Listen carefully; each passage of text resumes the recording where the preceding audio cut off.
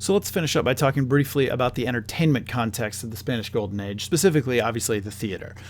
Now, there are a handful of different forms of theater. I'm going to divide them sort of artificially into two. One of them is the public theater that is for public consumption. We'll talk about that in a second. And then the other one is the variety of religious theater, right? Auto sacramentales.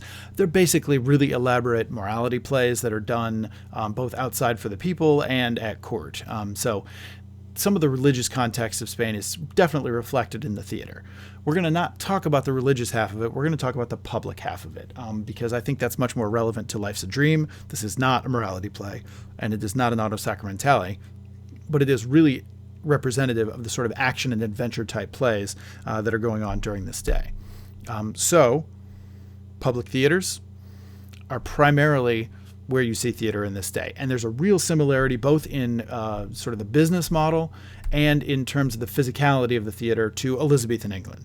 So public theaters, anybody can go. You pay to get in. It's a very reasonable price. And they take place at these outdoor courtyards called corrales. And I'll show you some pictures of these. But they are physically, again, very similar to what it looks like with Elizabethan England. We're talking about minimal scenery, emphasis on costumes, generally a bare stage, and in that regard, right, fairly representative, non-realistic theater.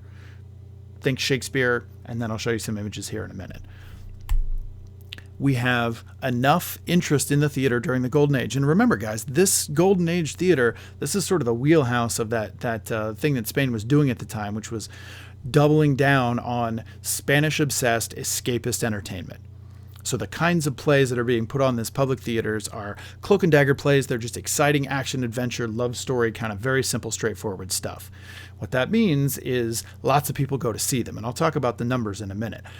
The quantity allows for professional companies to develop in the same way that Elizabethan English companies did. They are salaried. You can actually make a decent living in this era. You can be a middle-class individual as a playwright in this era. And as an actor, actors are kind of respectable as well. You can get salary, and you can be sponsored by a noble.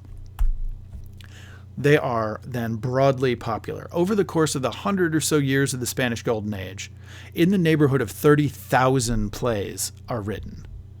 30,000. So we're not talking about good plays. We're just talking about lots of plays. And one particular example that I'm always sure to mention when I talk about Spain is the playwright Lope de Vega, who has been attributed to having written in the neighborhood of 1,800 plays, just by himself.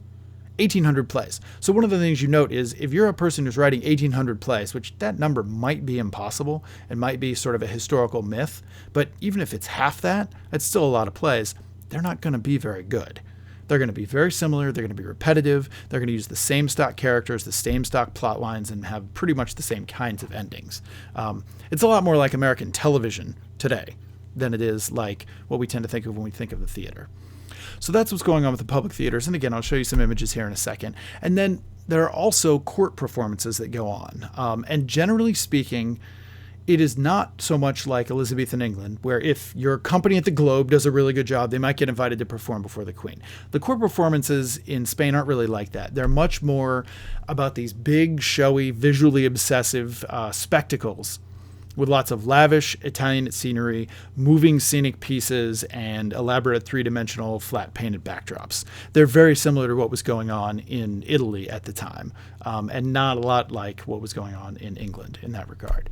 So here's an example of this is a reconstruction, a model of a corrale, and basically the way these things worked is they developed from pre-existing courtyards. So a group of traveling players would have come through at some point, and this stage wouldn't have existed. So they set up a little stage, and everybody notices that the corrale is like kind of an ideal place for us to sit around and watch some theater. And so eventually these buildings develop, and you get full-fledged three-sided audience opportunities, right? If you're a noble and you own a house or a window or a room up here, you can sit and look out the window. We actually have benches for the groundlings here, so that's nice.